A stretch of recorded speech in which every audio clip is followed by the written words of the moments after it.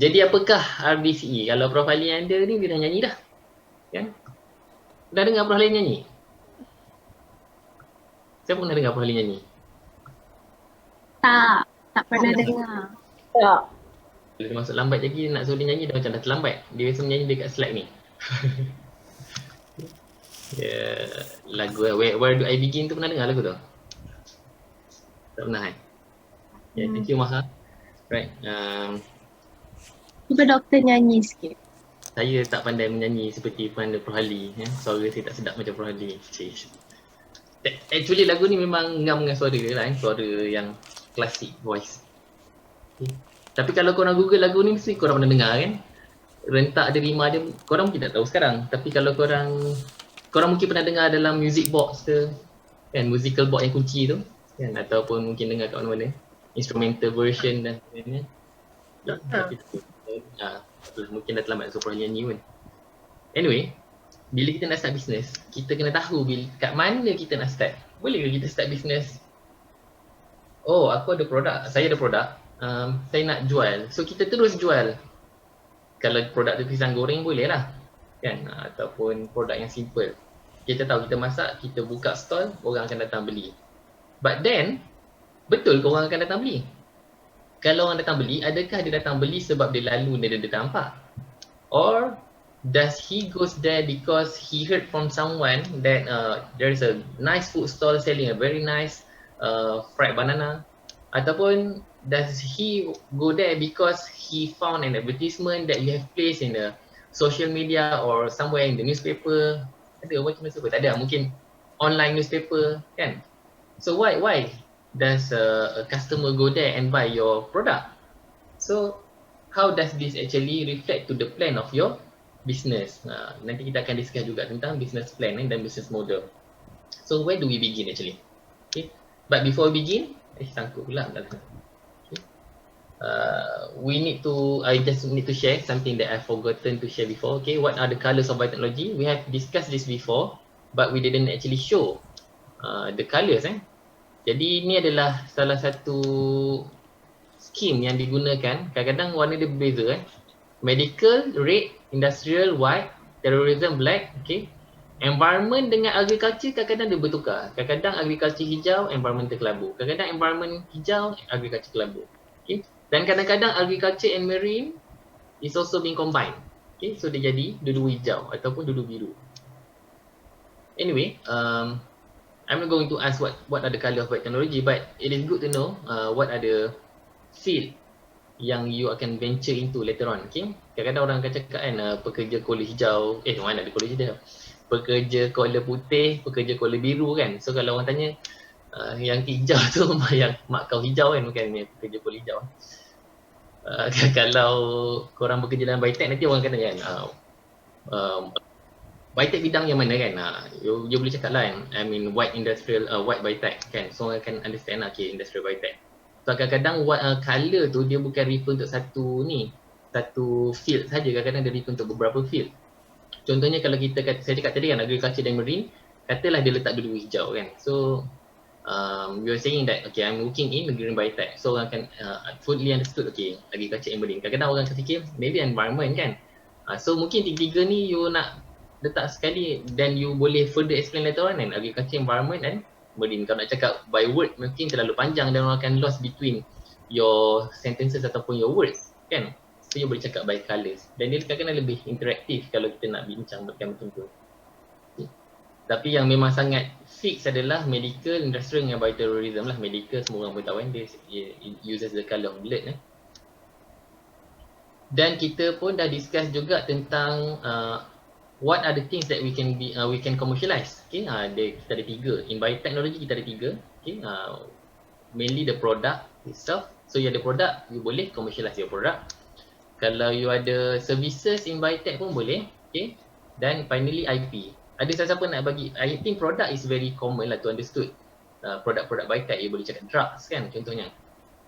Kalau services macam ni, siapa berani nak try bagi contoh services untuk biotech?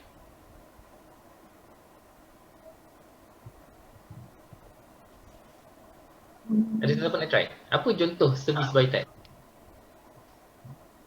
Gene sequence ke doktor? Ikut. Gene sequence. Gene Gene sequencing. sequencing. Betul. Okay. So you send your unknown gene, okay, to a company so that they can sequence your gene, sequence that gene for you. Okay. Then you have to pay for the service lah. Lagi? Servis baiki apparatus doktor. Macam autoclave ke. Yes. Okay. Sebab sekarang ni semua equipment yang melibatkan lab, dia kena ada maintenance. Kan? Dia panggil preventive maintenance. Jadi servis untuk maintenance ni memang datang sekali dengan produk tu. So you kena bayar kemudian lah, macam you beli kereta, you kena servis kereta kan. So these are also services. Okay lagi. I actually nak highlight ni legal services. Okay. Legal service ni contohnya bila you ada dispute over a certain IP ataupun a certain product. Contoh yang famous yang mungkin you tahu adalah beras Faiza dengan beras Faiz. Okay. Pernah dengar tak? Faiza keluar dulu, lepas tu ada beras Faiz. Packaging, everything is sama kan? Sama sebiji. Just the name Faiza tu, font pun sama, dia buang A jadi Faiz. Okay. Bila benda tu berlaku, dia ada beberapa masalah. Contohnya Faiza, dia telah copyright nama Faiza dan corak tu, bentuk tu. Okay. Lepas tu dan jualan beras menggunakan jenama copyright macam tu, datang daripada mana kan. So dia dah copyright everything, tiba-tiba keluar pula produk tu. Satu lagi contoh adalah shell out. Shell out pun agak famous. Okay. Dia semua orang nak buat shell out sedangkan nama shell out tu telah di copyright. Not only the word shell out, SHELLOWT, even kalau you spell shell out tu AWT, out pun bunyi dia macam shell out, you are actually infringing the copyright. Okay, jadi to be able to claim this copyright, okay, sebelum you boleh start saman orang, you have to publish any or issue a certain document ataupun you kena keluarkan dekat surat khabar, okay, that this is actually copyrighted names ataupun dokumen ataupun corak ke dan sebagainya, so that people cannot do the same thing. In that case, you can still produce the same product macam yang ada seafood dan sebagainya, but you cannot call it shell out. Okay? You have to call it something else. Okay? So ada legal issues kat situ. Dan satu lagi mungkin yang you tak tahu pernah dengar ke tak, pernah dengar Mancis, pernah dengar kan? Sebelum Mancis, you pernah dengar Denon tak? Tak pernah. Pernah kan? Okey. Tak pernah? Okey, ada pernah dengar, ada tak dengar. Tapi sebelum Denon dia ada Lu. Saya pernah dengar? LU. Lu pernah? Lu pernah kan? Okey. In fact, Lu masih lagi ada sekarang tapi bukan kat Malaysia. Okey, ada certain produk yang sangat sikit je lah yang ada kat Malaysia ni pun. Okey. Masa tu saya dekat court, ada satu kes, adik saya accident lah. Saya dengar lawyer ni bergaduh kan, antara Lu dengan Danon. Dia bukan bergaduh, dia di luar mahkamah, dia macam berlaku argument lah. Biasanya lawyer ni dia dalam mahkamah dia gaduh, luar mahkamah dia berkawan, tapi kadang-kadang dia nak justify benda yang dia dah settlekan dalam mahkamah tu pun dia gaduh juga lagi sikit luar mahkamah. Masa saya kecil-kecil saya pernah dengar iklan, masa Lu dia take over kat Malaysia saja, produk-produk dia dibawa kepada Denon. Denon akan keluarkan produk Lu yang sebelum ni kan. So dia iklan dia tu dia cakap, dia bercakap kan, siapa Lu dia kan, Danon dia kata, siapa Lu, Danon. Banyak kali diulang sampai masuk dalam kepala kita bahawa okey, produk Lu telah bertukar jadi Danon, sedangkan dua-dua entiti masih lagi wujud. Okay. Tapi servis untuk fight for the product ataupun copyright ataupun apa-apa sahaja intellectual property yang ada kat situ, lawyer yang kena ni. Jadi bidang biotech ni bukan sahaja kamu hasilkan produk biotech ataupun kamu buat servis biotech, kamu boleh jadi lawyer juga, tapi of course you have to take another master study dalam bidang lawyer ataupun ada degree untuk lawyer kan. Sebab kalau lawyer sahaja dia tak ambil biotech, dia tak akan dapat buat servis untuk produk biotech, untuk fight case of biotech, sebab dia kena ada background of the product themselves dulu ataupun field. Okay. Dan yang ketiga, any other IPs lah yang derive ataupun emerge daripada produk-produk biotech. So those are the things that have commercial value. Now bila you dah ada commercial product ataupun service ataupun IT yang ada commercial value, you have to think about the business as well as the business model. Okay, jadi the business ni adalah everything about the business.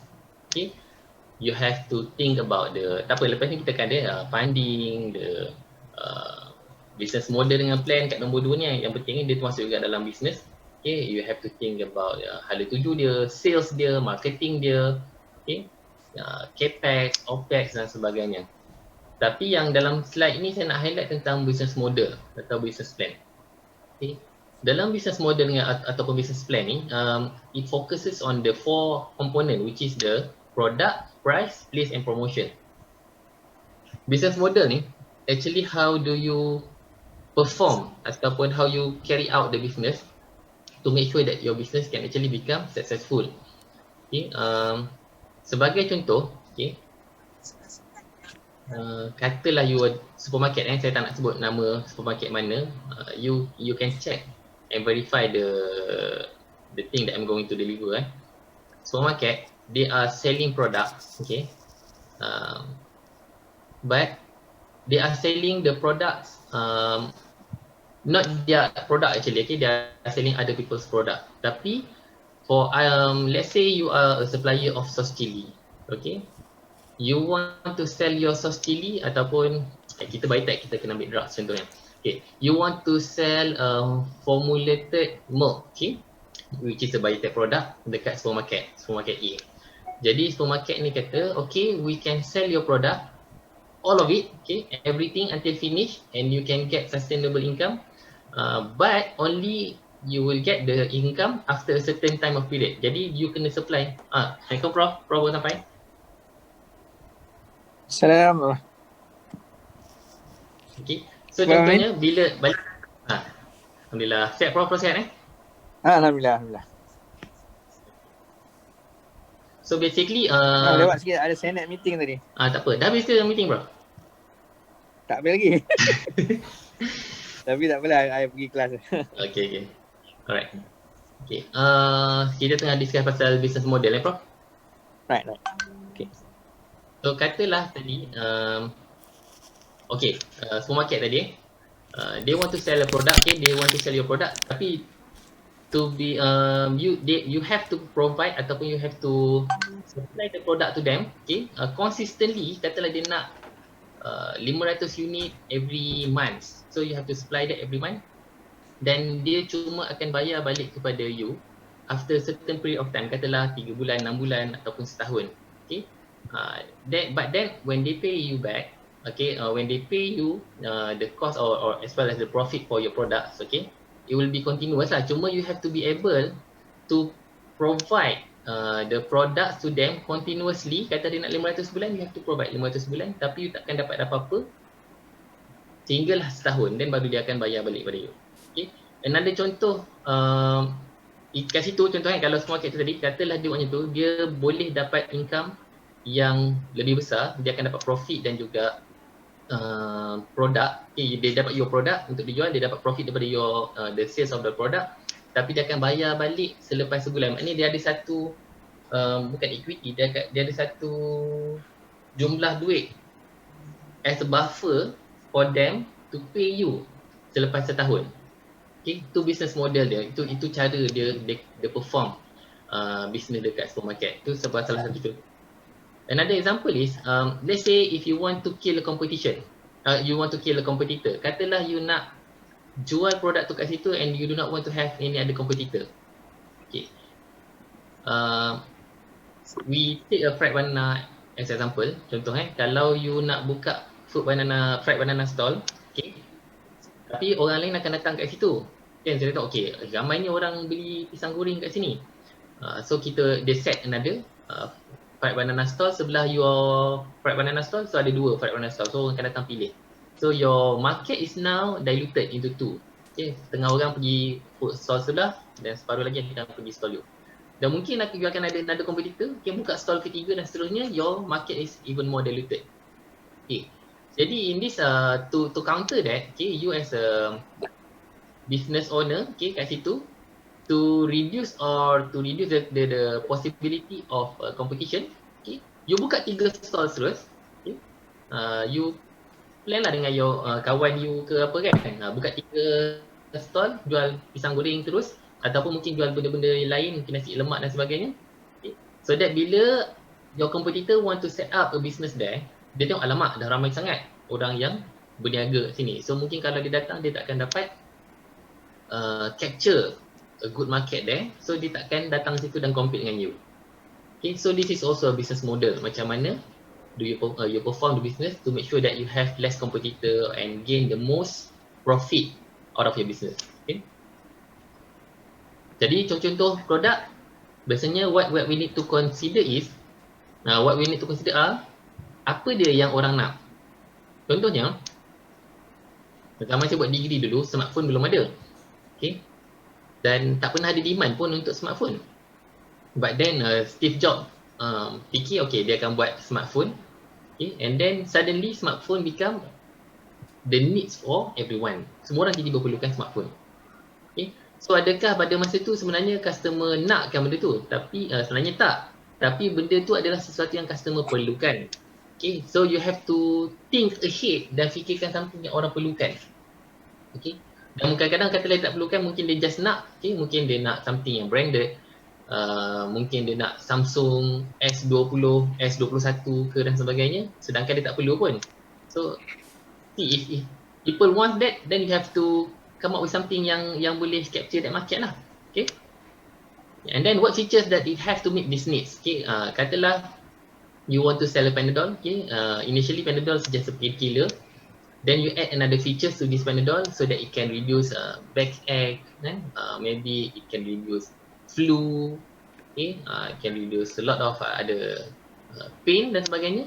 So disebabkan ada keperluan terhadap benda ni, then you add these features to your drugs and then you should be able to sell this profitably. How and where the customer will use it? Okay, contohnya kalau drugs biasanya orang akan guna bila sakit je lah. Okay, dia takkan guna simply masa dia tengah sihat. Okay, dan di manakah dia akan guna? Biasanya kalau drugs ni, kalau yang dijual di farmasi, dia akan digunakan di rumah. Okay, drugs yang digunakan di hospital biasanya akan dijual di farmasi hospital ataupun dia hospital yang akan prescribe untuk patients yang berada di hospital. So you have to consider all of this. Kalau you develop something yang akan digunakan di hospital saja, katalah ubatan yang terkawal, then you have to consider the market is in hospital only. Okay, ubatan biasa, okay, you have to cater for the market yang orang boleh approach, orang boleh access di farmasi luar. Okay, what does it look like? Kadang-kadang produk ni orang tak suka, terlalu besar dan sebagainya. Okay, sebagai contoh, saya bagi contoh. Previously, and the first and second week, saya tulis nota pakai whiteboard kan. Perasan Okay, tapi last week, I purchased this pen, nampak tak? Yang ada tab ni. So saya boleh tulis notes supaya kamu boleh nampak, and it will be easier for me to write notes and share information with you lah. Contohnya saya boleh tulis kat sini lah. Saya, okay. So I need this, okay, untuk membantu pengajaran lah. Alright. Then if let's say I'm still using the whiteboard, okay, the size itself is not very convenient for me. Saya tak ada tempat nak gantung dan tak ada stand untuk guna dia. Tapi kalau mungkin terlalu simple, dia ada atas meja, then it's very convenient for me to activate it on the screen. Okay. So same goes to drugs. Kadang-kadang kalau you buat medicine ataupun drugs, okay, you make the capsule version. Okay, you need to 100 mg every day, and then the capsule size is too big. Kan tiba-tiba yang nak kena makan tu budak kecil. Kan dia dah nak tahan, tak boleh kan. So you have to consider all of this. Okay, mungkin buat kapsul yang lebih kecil, mungkin buat ubatan yang dia punya aktiviti dia lebih tinggi. So you boleh prescribe pada concentration yang lebih rendah. Okay. Kadang-kadang yang saya pernah dapat ubat untuk bayi masa dia demam. Dia prescribe 10 ml untuk bayi tu minum. Saya kata macam mana bayi nak minum 10 ml kan? Bayi kecil kan? Ubat lah tu mesti pahit kan? So, oh ya betul juga dia kan? So dia prescribe ubat yang untuk 1 ml sahaja, supaya bayi lebih mudah consume. See, you have to consider this for your product. What it is to be called. Kadang-kadang nama ni pun main peranan kan. How is it branded? How is it differentiated versus your competitors? Kadang-kadang competitor dah ada.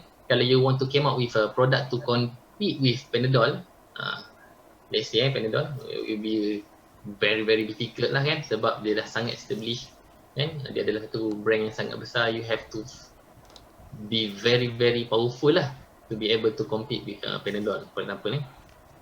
And then the price itself, macam mana the consumer atau your customer perceive that the price is actually correct. Contohnya kalau you jual produk, your product is very very good, okay, and then you sell it too cheap for example, orang akan rasa, betul ke ubat ni boleh berkesan, harga dia murah sangat, macam tak logik kan, see. And sometimes if you sell it at a price which is too expensive, orang akan curious juga, contohnya mahal sangat ni, macam mana nak beli kan, if I need to consume this product every month, saya tak mampu nak beli sebab dia terlalu mahal dan sebagainya. So you have to price your product properly, appropriately, dekat harga yang tidak terlalu murah dan tidak terlalu mahal, pada masa yang sama tidak merugikan. Okay. Are there established price point for products or services in this area? So kalau you ada produk lain ataupun kompetitor yang you boleh jadikan benchmark, okay, dalam bidang tu, then you have to consider this. Okay. Later on we are going to also see cost analysis as well as market analysis untuk benda ni. Macam mana you nak tahu, nak letak harga yang sesuai untuk your products. Okay. Is the customer price sensitive? Ni saya cakap. Jadi kalau dia terlalu mahal, orang tak boleh beli. Contohnya kalau you create a vaccine, okay, terlalu mahal yang orang tak boleh nak access, okay, then everybody would just say, okay, tak apalah kan, biar je lah kita kena vaksin beramai-ramai kan, instead of kita biar semua orang dapat vaksin kan. Siapa tahu kan. So kita kena consider ni, adakah diskaun kalau beli banyak ke, okay, dan juga kompetitor. Then place, where do your buyers look for your product or services? Ni saya cerita tadi, kalau katalah drugs tu boleh diakses ataupun boleh dibeli di farmasi biasa, then you have to consider jualannya di farmasi biasalah kan, ada letak harga yang sesuai kan, dia bukan lagi control drug. Kalau dia control drugs, kena apa regulations dia, apakah maklumat yang diperlukan daripada buyer dan sebagainya. Okay. Kalau dia duduk, if they look in the store, what kind of drugs, okay? So this are the component or the information that you can get if you do market survey. Jadi sebelum buat bisnes kena ada market survey juga Okay, do you need to use a sales force? Okay, how do you access the right distribution channel? Distribution channel ni pun mainkan peranan juga. Okay, kadang-kadang saya terjumpa satu drugs dia jual dekat Shopee, okay, dengan Lazada pun ada. Tapi drugs tu dia tak dijual di Malaysia legally. Okay, so orang yang jual tu dia beli dekat Singapore, then dia jual dalam market Malaysia. Okay, dan ubat tu sebenarnya terkawal lah. Jadi sebenarnya Malaysian market tak jual ubat tu. So jadi isu lah satu hari tu kan, KKM pun keluar statement, di Indonesia pun keluar statement, okay, tentang drugs ni. Okay, and then untuk placing juga, kita kena consider macam mana. Kadang-kadang we do not need to test the market by ourselves. We learn from whoever which has done that business there. So you tengok your competitor ataupun whoever has done that business there, macam mana dia buat test itu. Okay, macam mana dia jual produk dia dekat farmasi tu, adakah dia jual sendiri atau adakah dia ada kedai berlainan daripada farmasi ni, ataupun adakah dia jual macam through online apps macam Shopee dan Lazada dan sebagainya. Okay, so kita tengok macam mana dia buat dan adakah mereka successful, dan kita belajar daripada cara mereka. Okay. Alright. And then promotion. Promotion ni termasuklah dengan iklan. Where and when can you get across your marketing messages? Contohnya sales during 11.11 baru semalam kan, 11.11 meletup sale Lazada dengan Shopee rata-rata kan, banyak macam produk. So adakah this is the correct time for you to actually promote your product kan? Kadang-kadang you boleh dapat dia panggil apa bukan free ride. Kadang-kadang you nak jual produk tapi disebabkan timing tu sangat nice untuk promotion, tiba-tiba your product is being highlighted as well, so you dapat free marketing. Okay. Jadi kena tengok juga masa pun mainkan peranan. Okay. Kat mana pun mainkan peranan juga. If you yesterday I went to hospital, okay, in Kuala Lumpur. Jadi on my way back saya nampak iklan Lazada dekat TV digital, iklan digital tu merata kat tepi jalan. So sometimes some of the products tu dia memang keluar sekali dekat iklan tu. See, this is also a good time to market your product. Tengok macam sales, nanti ada sale 12 pula. It's also a good time for marketing strategy. Will you reach your audience by advertising in the press or TV or radio or billboards? Ni kadang-kadang if you go to highways ataupun some city roads, jalan-jalan besar, ada banyak billboards kat tepi kan. How many of the advertisement yang dekat billboards ni you nampak kat TV?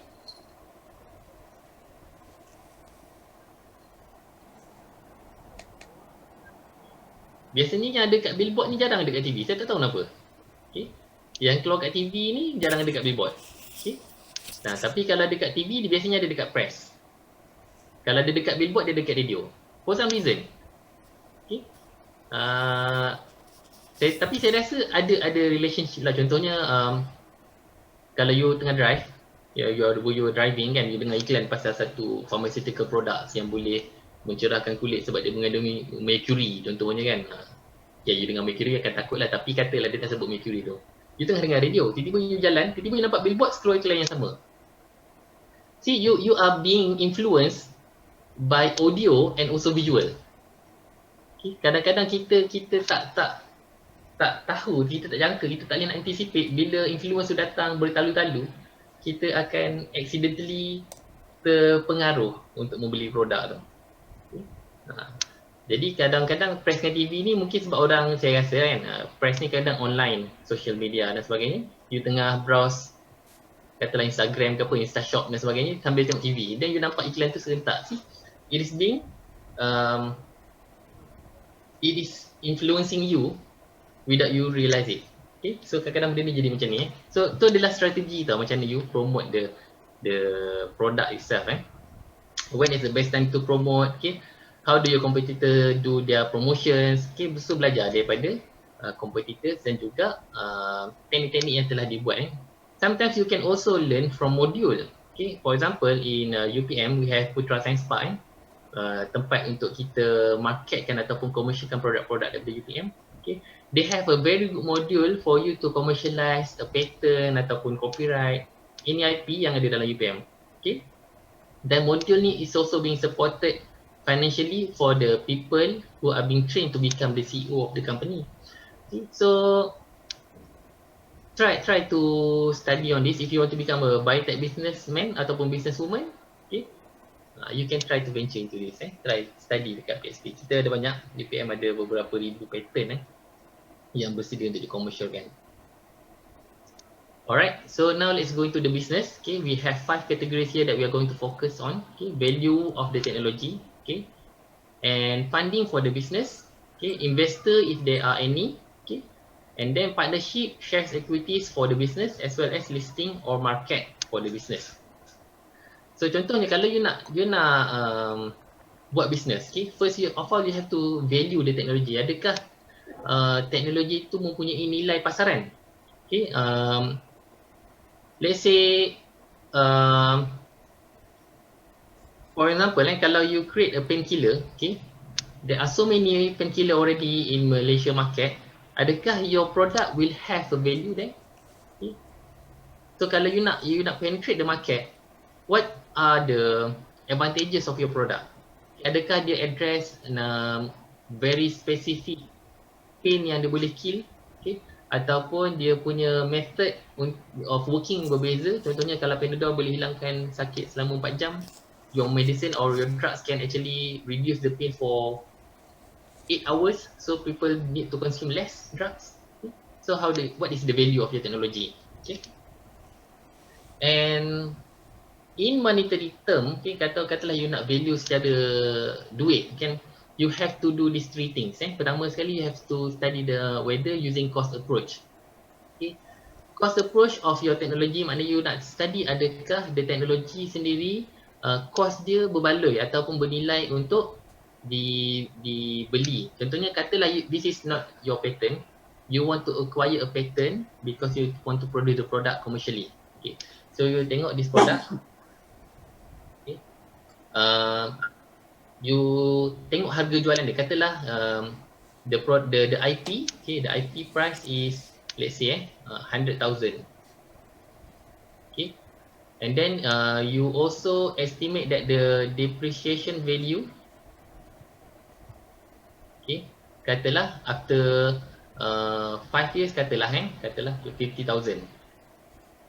Okay.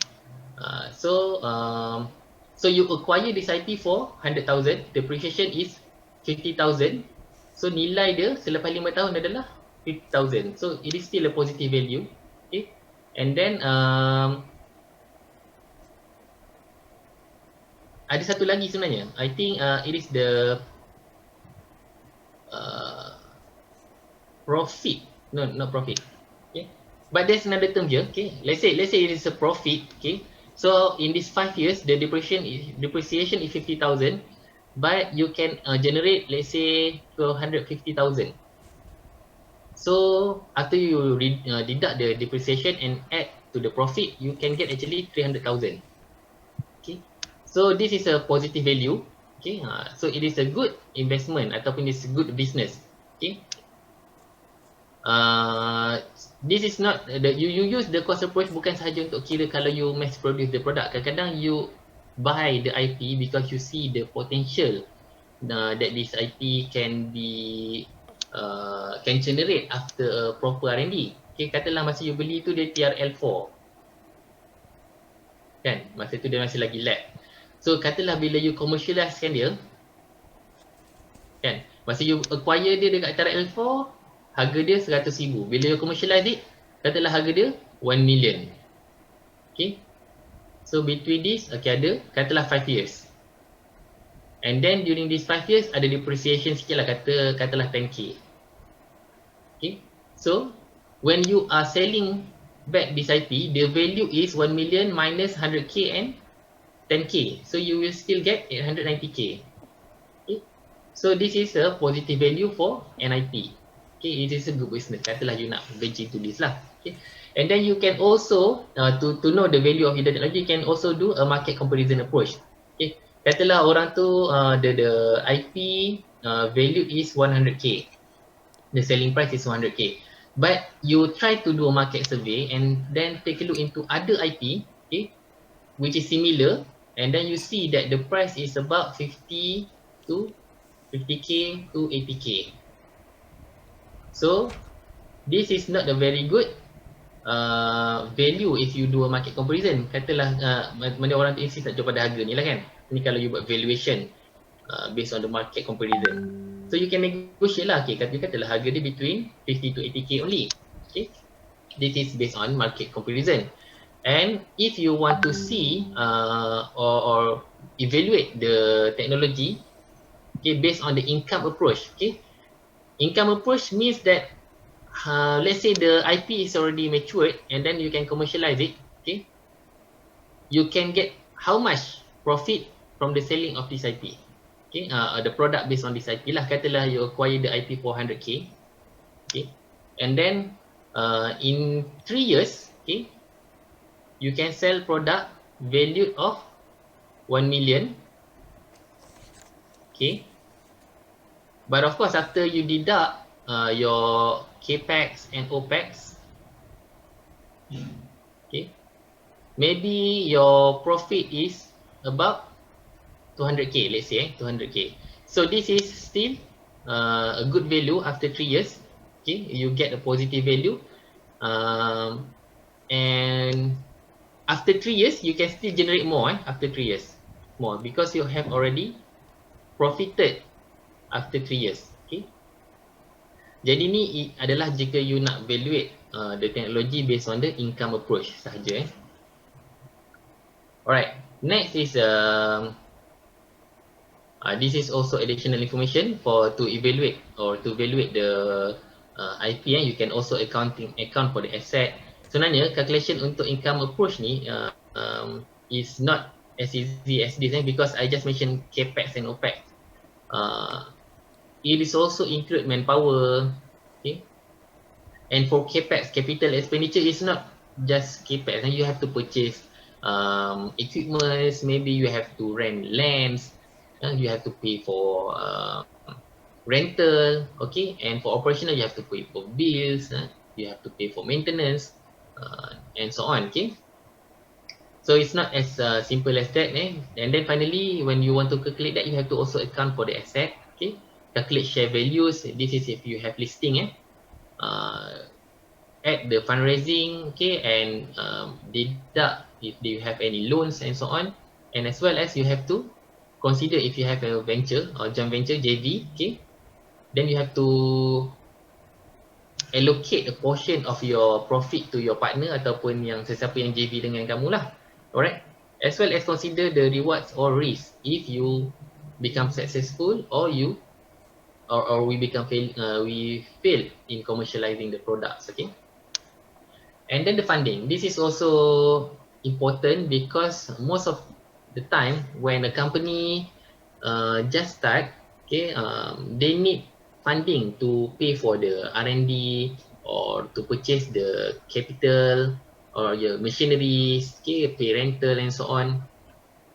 So to do this, they have to have a fund. Okay, sometimes the easiest way to get fund is by loan. Okay, but it is not good because when you are having a loan from bank, you are actually are required or compulsory for you to pay back the loan plus interest. Okay, so that is the easiest way. But the best way to get funding is actually through grants. Okay, because from grants, you have to achieve the KPI. Okay, and then most of the time grants they have requirement like KPI, and then you have to achieve something, but it is not compulsory to pay back. Okay, and also dia ada juga macam pinjaman bersyarat contohnya kan, if you achieve you only need to pay half of the loan and so on. Okay, or you can also find investor. Okay, investor ni sekejap lagi kita akan further explain but the focus here is for any business to move forward, kena ada fund dulu lah. Fund is also, you can also fund the business daripada simpanan. Okay, but then if anything happen to the business, okay, and then your saving is gone, katalah the business fail, then the saving is gone, and then for you to start again, you still need to get funding from other people. Okay, sebab duit sendiri dah habis. Okay, so for this to be considered, you have to consider these 6 things. You have to consider the time to market, how long does it take for you to market your products, okay, space, okay, employee salaries and benefit, okay, equipments, travel and legal fees. Okay, legal fees ni yalah, this is include SSM, okay, kalau you have a patent then you have to pay for survey, for the IP survey and so on. Okay, so those all includes in the legal fees. Okay, for funding, okay, kita fokus you can either get it from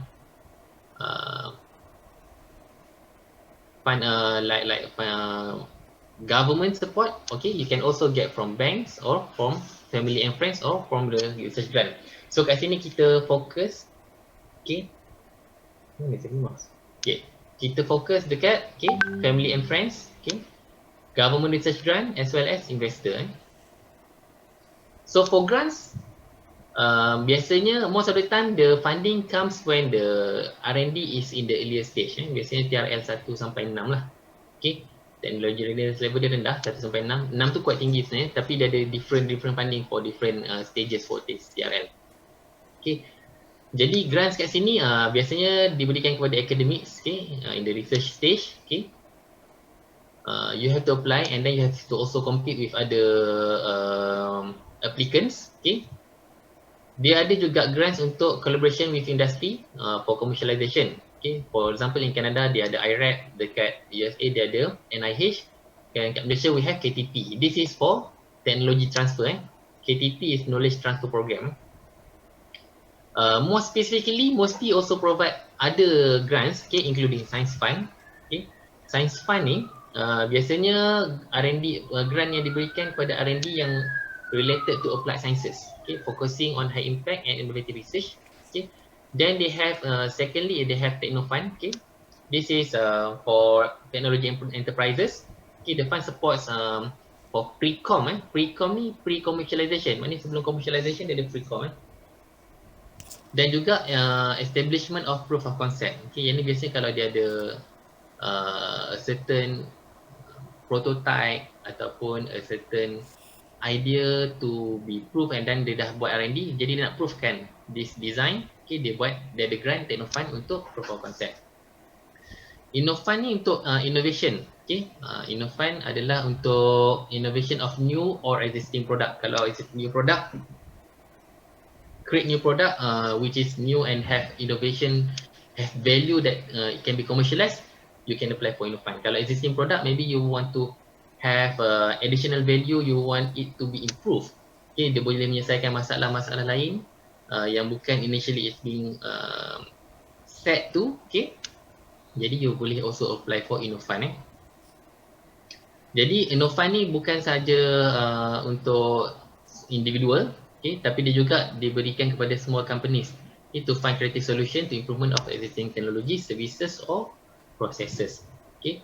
Jadi bukan mesti saja bagi grant, okay. Mesti ada lagi satu grant yang panggil sandbox. Sandbox ni untuk teknologi realisasi yang lebih tinggi untuk study yang melibatkan prototype.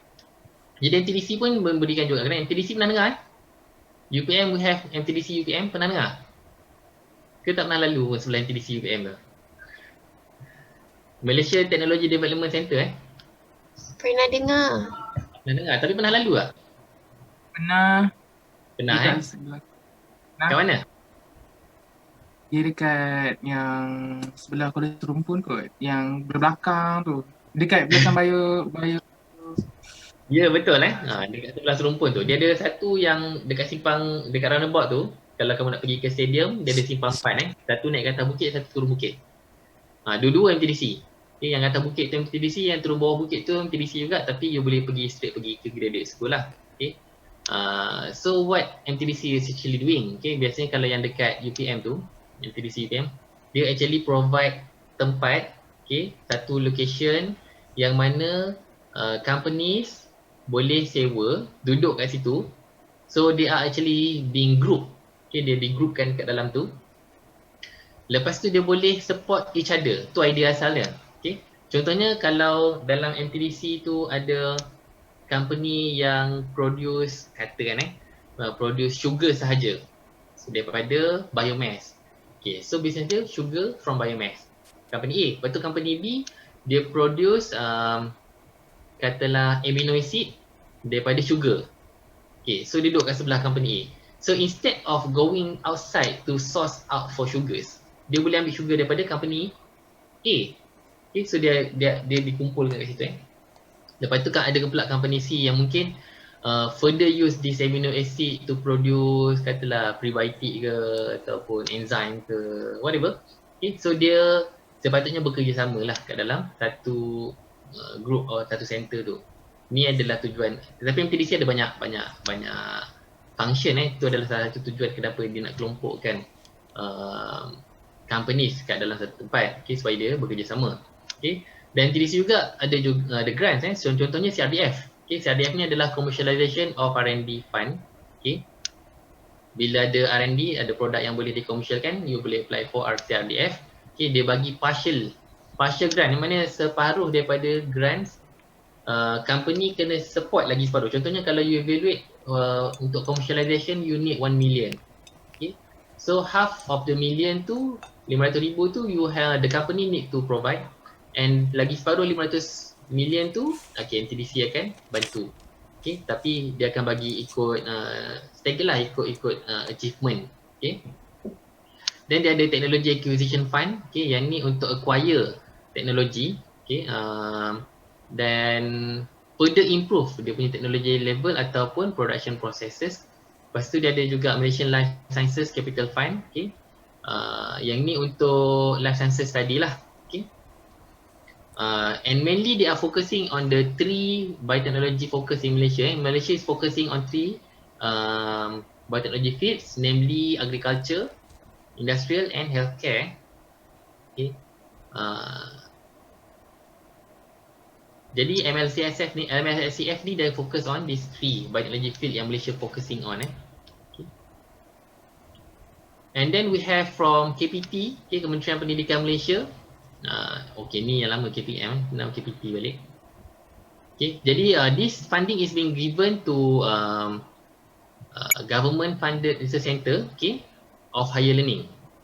Contohnya universiti lah. Okay. This includes the KTP, which is a knowledge transfer program funding, di mana to transfer NIP ataupun knowledge from the university to the industry. Okay. Maknanya industri ni perlukan sebahagian daripada IP yang berada dalam universiti. Jadi you can actually apply for this KTP funding to transfer this IP from university to industry, and then the industry can commercialize it or mass produce ataupun further improve dia punya processing. And then we also have Cradle Fund. Okay, Cradle Fund ni daripada Ministry of Finance lah, Kementerian Kewangan. This is a seed to nurture new technology based on ideas. Okay, dan mengubah idea ni ataupun further develop these ideas to become a viable commercial venture. Okay, and the funding provide up to 500 million, okay, per applicants, okay, with a good or sound technology ideas. Maknanya based on their ideas, dia akan bagi 500 million, so you can build this idea to become a commercializable products. Okay. And then we have also MDV, this is Malaysia Debt Ventures. Okay, nama pun Debt Ventures kan.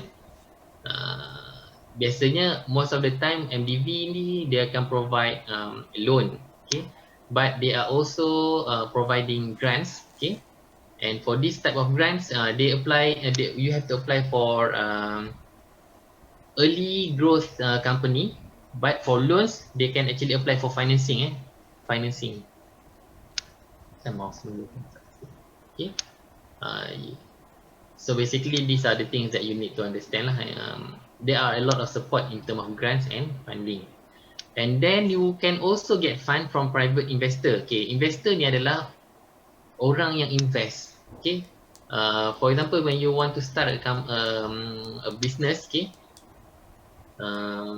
you go to there's some very rich people out there. Okay, so you went there and then you go there and then you ask for them to fund your business. Of course, you cannot just go there and ask for funding. Okay, you have to go there and then propose, maybe present what are your products, okay, how you're going to sell your product, okay, and then how much profit that you can actually get, okay, and then you try to pitch this investor to give you some money, okay, to invest on you, and of course you have to convince them from the business they will get back their money plus profit. Okay. So most of the time, okay, this kind of investor you have to pitch for them. Okay, ni katalah they are businessmen, okay, they have a lot of money, so you have to pitch to them to get their money. But of course, private investor can come from friends and family. Prof Ali dia akan tambah seorang lagi, friend, family and fools, 3F. Jadi private investor could come from, let's say, family. Okay, you want to start your business, you go to your our parent, your parent, okay, and then you ask for some money so that your parent can help you to start your business, okay, or maybe your sibling and so on. Okay.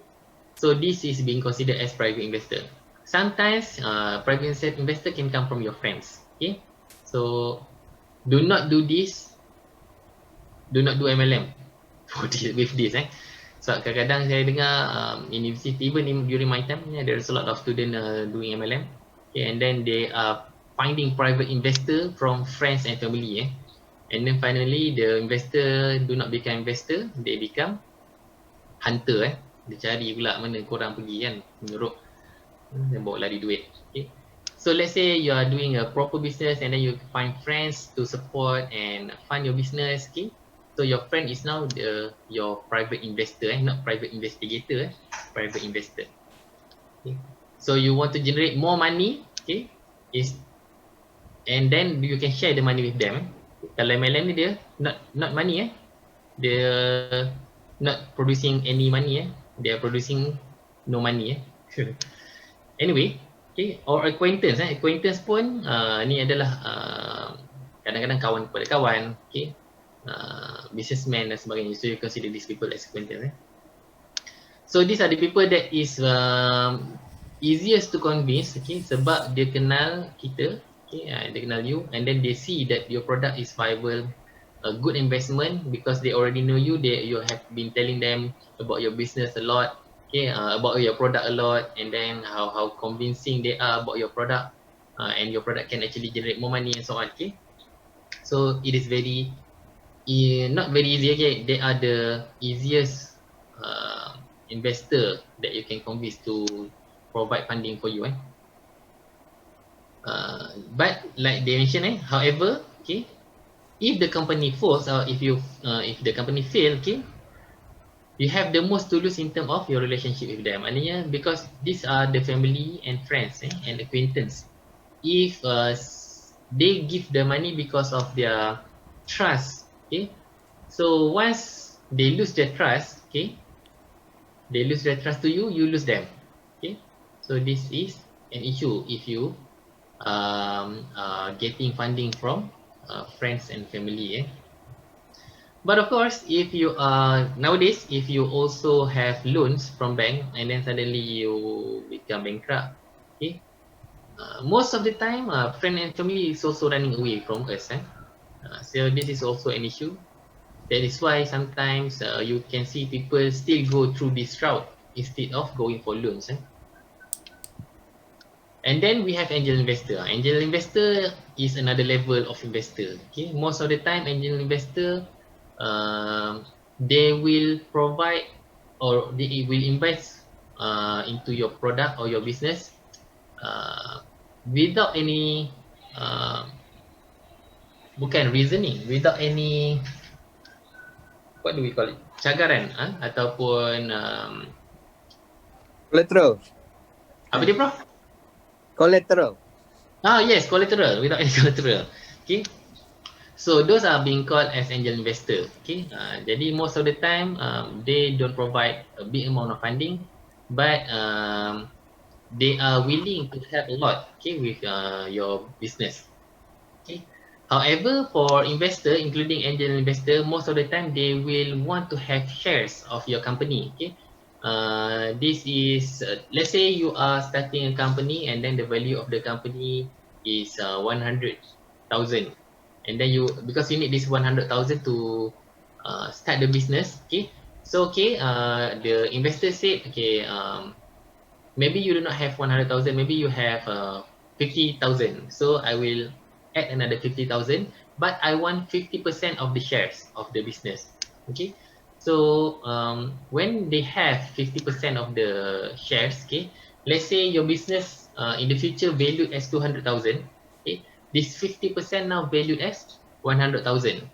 But the issue with 50% shares is there's equal um, responsibility, and also maknanya you cannot actually decide for the business. Okay, you have to decide together. That is why for most business the share is being divided unequally. Jadi kalau you nak ada right ataupun you want to have control over the company, Control. control, yes, you will want to have more than 50% shares. Okay, jadi even if you have angel investor, maybe try to make sure that the shares that you are giving to them is less than 50%. Okay, however, as usual, okay, a typical angel investor will always demand a larger share of the company, then family and friends does more control. However, most of the time angel investor ni dia dah invest kat banyak tempat. Okay, so not only getting their money, you can also benefit from their experience as well as advice. Jadi ada beberapa groups of angel investor yang saya pernah dengar, okay, but they are not actually investing a lot. They just invest a good amount of money that they are willing to lose only. Okay, tapi of course you can still learn a lot from them. So as you can see, angels investor knows what they are up against, and you risk less in terms of personal relationship by taking this route. Because most of the time, the angel investor is not your friends or family, and they are someone else. They are businessmen. Prof, kalau Prof ada nak tambah, you can add anytime, Prof. Yeah, okay, I will. Yes, Ni tentang getting investor ni. Usually, as Dr. Mahmin mentioned, it is better for us to get investment rather than bank loan. And bank loan tu is the last thing that you do lah. because the risk is very high. The bank will transfer all the risk to you. They just want to get interest, and you have to pay back the loan plus the interest. Tapi for investors ni, they are sharing the risk, right? So then that's why they want a share of the company. So and usually because ni sebut angel kan, yang tadi sebut capitalist kan. The capitalists are the devils. These are the angels. Angel ni orang-orang yang kaya-kaya, dia tak nak lah buat duit sangat, tapi dia nak invest, so dia carilah orang-orang muda-muda yang berkobar-kobar tapi tak ada duit kan. Have a good business plan, so dia bagilah $1 juta, $2 juta kan. Tapi dia tak adalah push you sangat, tapi capitalist they really push you. And be careful if you give in more than if you give out more than 51% of the share of the company, basically the company is no more yours. Yang 51% tu or more, they can actually kick you out of the company sebab they have the higher share.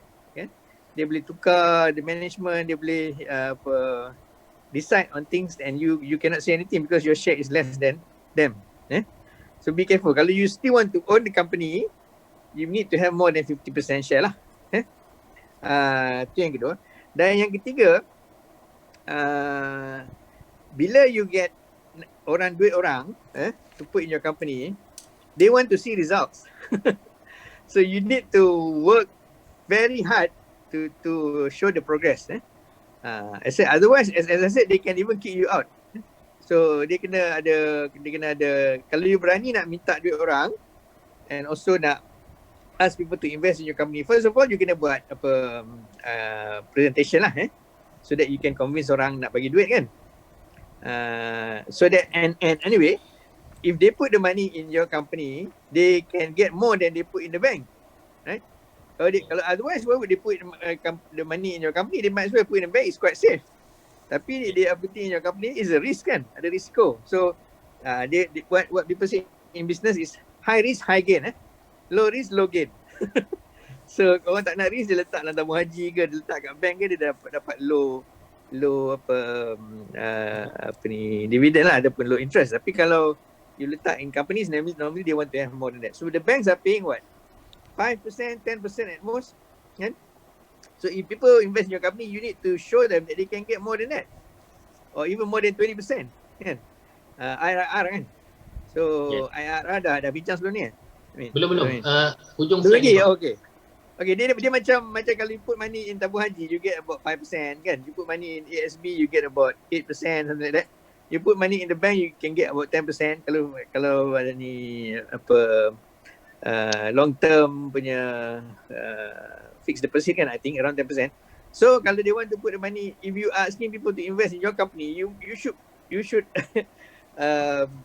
convince them that they can get more than that lah, kan? Because otherwise kalau rugi, dia orang pun rugi sama dengan you, kan? So itu conventional banking kan. Tapi kalau conventional system, dipanggil sistem investment. Tapi kalau dari Islamic system, we have so many lah. We have mudarabah, murabahah and so on. Profit sharing kan. So you tak ada duit, you minta orang lain masukkan duit. Tapi kalau dalam sistem Islam, Islamic system, normally is 70% is for the funder, 30% is for the entrepreneur. Normally lah. Usually it's around that 70-30. So that means 70% is owned by the profit, especially, and also the business is owned by the funder. Kalau macam dulu-dulu kita tengok I don't know whether you know the system pawah or not. Pernah dengar tak perkataan pawah? Bukan sawah, pawah. Saya tak pernah dengar, Prof. Pawah ni tak pernah dengar. Okey. Orang dulu orang kampung, dia orang miskin. So ada orang kaya kat kampung, dia bagi lembu kan. Dia bagi lembu sepasang, jantan betina, seorang tu bela lah. So dapat the first anak lembu tu, dapat dekat orang yang bagi lembu tu lah dulu. The second anak goes to the orang yang bela. And so on lah. Third anak goes to dia. Itu sistem pawah. Kan? So that orang yang tak ada duit, dia boleh dapat lembu untuk bela, dan dia boleh dapat and susu-susu punya dia boleh perah lah. Dia boleh ambil lah minum. Tapi dia only for the anak. So the anak, lembu tu, kambing pun macam tu juga dia orang buat. So it's a win-win lah. So basically macam tu is about half-half lah kan. Tapi kalau kambing tu mati, lembu tu mati, habislah, tak adalah. yang bagi modal tu rugilah. Tapi nak bagi makan, nak jaga, nak apa semua tu is orang yang bela tu kan. So that is system power lah. It's a very traditional system but it's quite good because it is a win-win punya arrangement and both sides gain. Tapi itu yang kita cakap pasal orang kampung. Tapi kalau business based on biotech ni maksudnya you ada IP, you want to commercialize your IP, you tak ada duit. So you kena cari duit kan. So then you have people to invest lah. The best person to go for investment is actually family and friends. And then kalau you ni jenis orang penipu, you go and look for people who are fools lah. You kelentong dia bagi duit kat you. Tapi don't do that lah. So kalau dalam internet dia kata family, friends or fools kan. So actually ada cerita satu ada one of our ex-student yang buat ex-student kita, your senior. Dia dah graduate, so they call me up one day. See, nanti lah, kita nak call up orang ni, first of all tanya dulu apa khabar, apa kan? Bukan call nanti, ni I nak minta you invest lah. Tanya dulu, Prof, apa khabar? Adalah adab sikit. Dia tanya orang. Dia tak habis gini. Lepas tu dia pula nak buat bisnes MLM kat Main. Nak buat job masa nak buat online ke something like that, online marketing. Betul tanya dia, you consider me ni as apa, investor ke? Dia kata, oh I consider you an angel lah bro. Dia pernah ambil I kata, thank you very much but I'm not rich enough to be an angel investor. Why don't you go and find your family and friends lah basically kan. Family and friend dia tak kaya, so in the end maybe you need to go to the bank lah kan. Bank pun ada Islamic scheme anyway. Kau dia kata dia tak nak deal dengan conventional banking tapi can go pinjam dengan Islamic scheme. Ada juga So sistem mudharabah. Tapi itulah I do not know what business dia buat. Lepas tu tiba-tiba dia nak dapatkan funding macam tu. Of course lah I takkan bagilah kan. In the end I might be a fool lah kalau if I do that. Kan. Okay, dah panjang nak cerita. Thank you. Prof, saya nak tanya, yang sistem bawah tadi tu, katalah orang yang bagi sepasang lembu tadi tu meninggal. Adakah sistem tu katalah orang yang investor tu, orang yang bagi lembu tu meninggal, adakah dia punya sistem dia pewaris je lah. Oh, dia dapat lah. Semua hak-hak dia jadi apa pada pewaris. So siapa-siapa yang layak dapat dia dapat lah. I see. Ataupun benda tu boleh di monetize kan and dia bagi dalam bentuk money lah. Okay. Tapi dia tak boleh lah tarik balik lembu tu. Itu kan? Yang sebab dia punya benefit dia is anak tu bukan the lembu itself. Kalau lembu tu mati? Itu dia punya risiko dia lah. Okay. Risiko tu sebenarnya dua-dua rugi kan. Orang yang bela pun rugi, orang yang bagi pun rugi. Okay. There is risiko in any business lah, ada risiko kan. Actually just my first time to hear about bawah, first time dengar. Ya, masya-Allah. Ini sangat-sangat digunakan di masyarakat kampung lah especially. Okay. Tak cukup kampung kat sini. Saya orang kampung Min. Saya ingat saya orang kampung. Okay, back to you. Okay, so that's the end of angel investor, and then just now Prof Ali also mentioned about venture capitalist.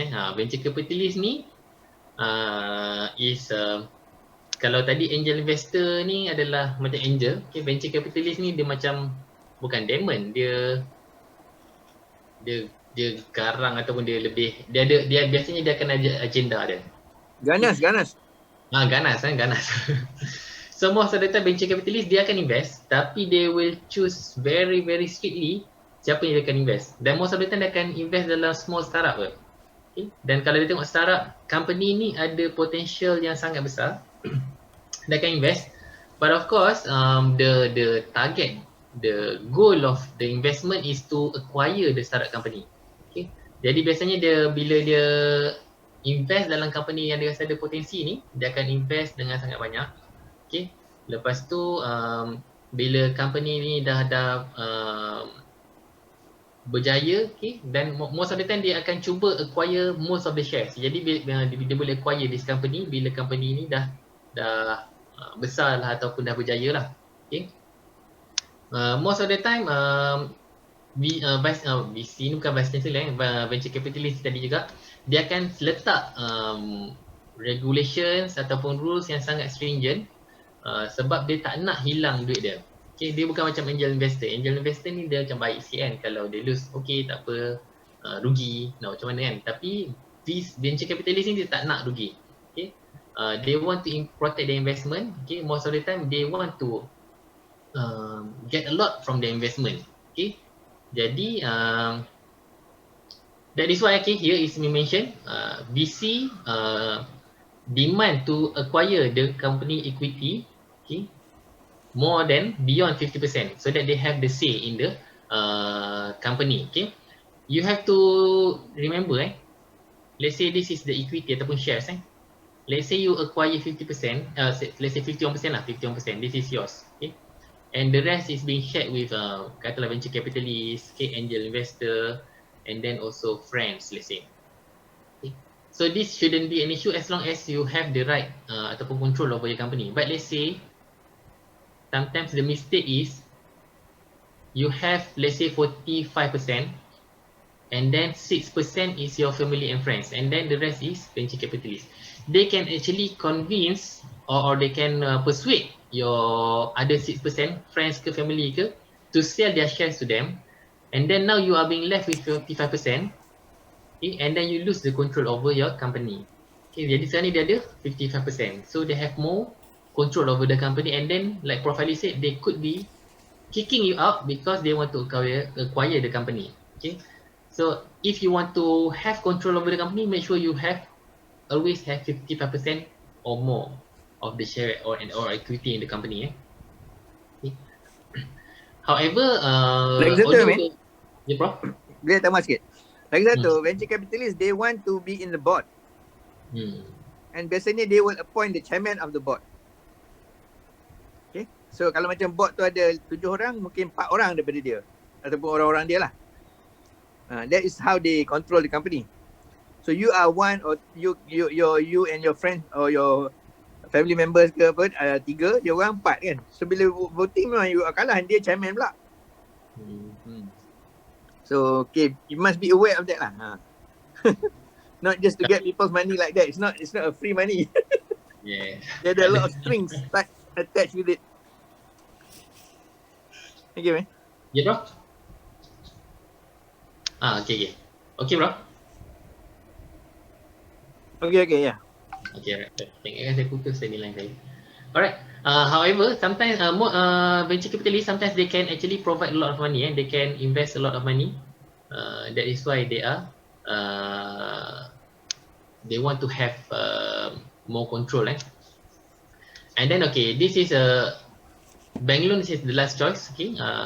Because like Prof. Ali have mentioned earlier, when you are applying for loans and then you get the loans from bank, they are actually putting all of the risk of the business onto you. If there are anything happen to the business and then the business is failed, you still have to face the failure, and you also have to pay for the loan. If you, most of the time if you apply for loans, okay, kadang-kadang you have to have a collateral, maknanya you pajakkan something for the loan. So maybe kalau you apply for housing loan, you are actually the collateral is the house. Kalau you tak dapat bayar for the loans, the house will be taken by the bank. Okay, kalau you buat business, okay, if you have a good background of income, okay, let's say you are working with very good business, you have sustainable income, and then maybe they will allow you to apply for a personal loan.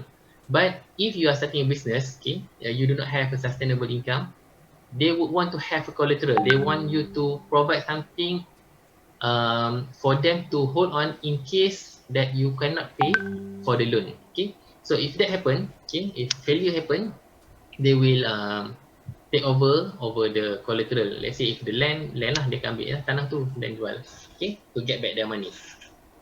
However, for bank loan, most of the time it is very easy to apply, okay, and also quite easy to get, okay, but the risk to be bear by the applicant is very, very high lah. Okay. But of course, for bank loan, there are a lot of bank providing loan for business. For example, we have SME bank, okay, bank perusahaan kecil dan sederhana Malaysia. Okay, so this bank actually the role is to contribute towards the growth of entrepreneur program, okay, and they are also focusing on small and medium enterprise. Okay, so they are not only providing financial scheme, okay, SME bank also provide support as well as advisory support to help this SME to start their business, and maybe they can also link some of the business who are applying for their support, okay, with each other, okay. And then also we have another bank, agriculture bank something. Sekejap, saya try recall. Kita ada satu bank agriculture tu, apa dia?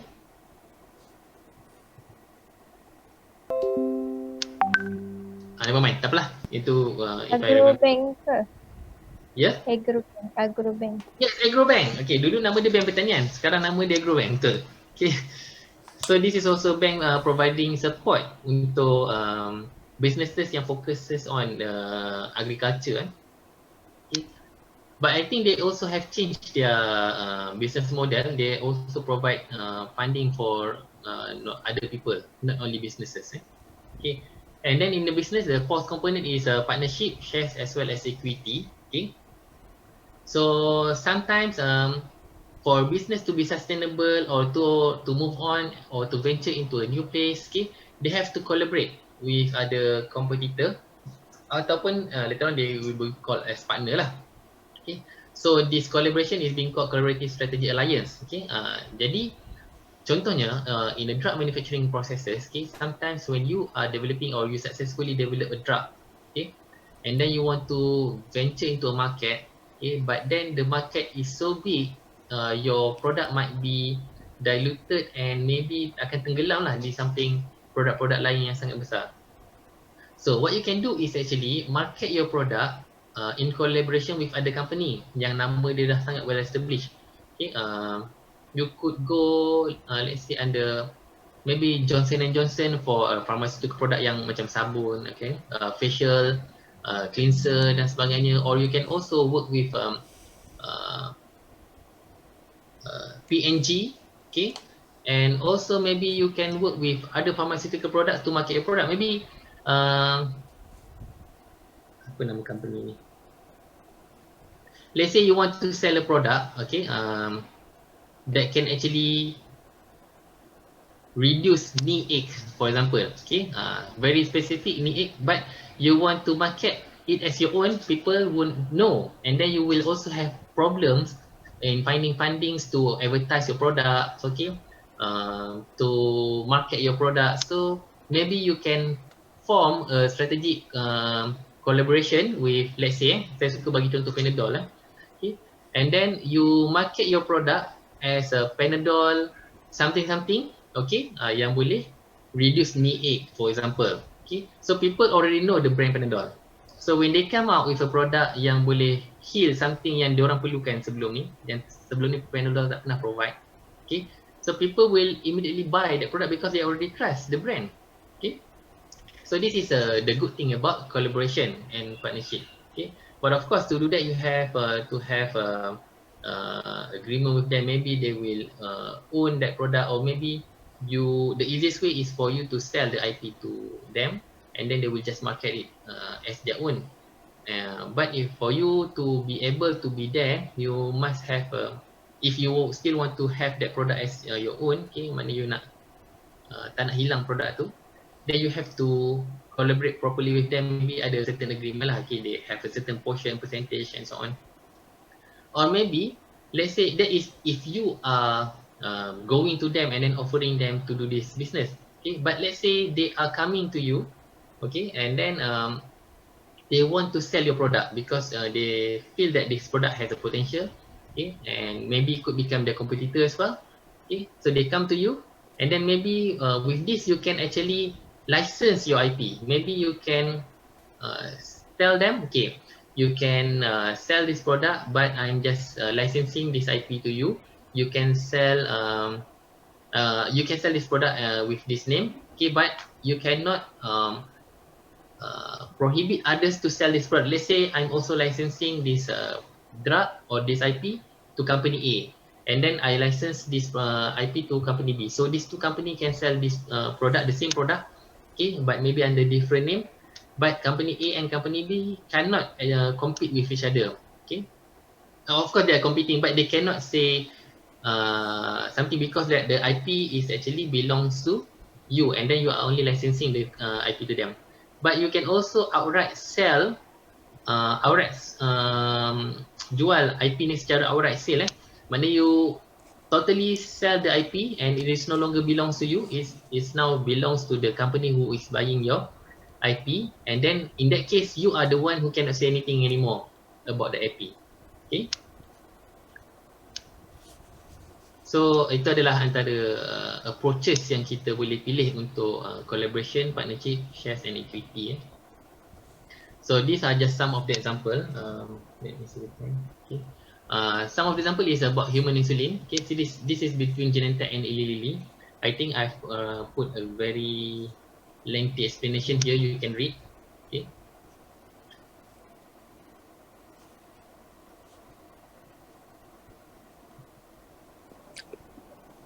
Dr. Amin, Yeah, Prof.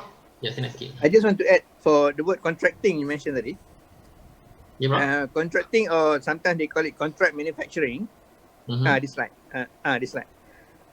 This is where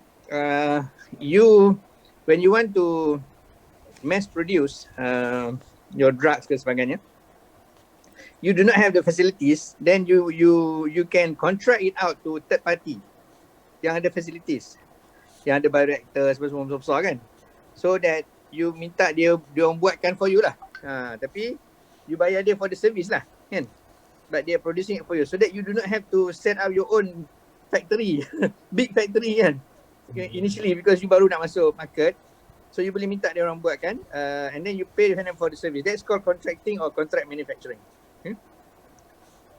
Okay, thank you. Okay, thank you, Prof. Lupa pula nak explain pasal yang tu. Okay. Anyway, in Malaysia, contract manufacturing is quite famous. There's a lot of contract manufacturing and also people who are applying for this facility. Anyway, the issue with contract manufacturing is, let's say you are giving a formula for your drugs to a company who is contract manufacturing, who is doing contract manufacturing. Okay. The formula could be sold to other company. Okay, sebab you tak boleh control, maybe it won't be selling the product ataupun the formula as it is. Mungkin dia akan ubah jugalah sikit-sikit kan, because the main ingredient for pharmaceutical product is a bioactive compound.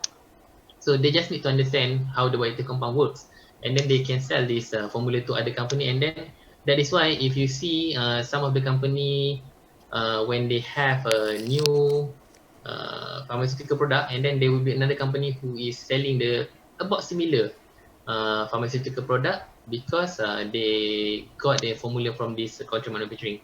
Of course, this is not being discussed openly, but I heard this issue from some of the member who are doing this business. Okay.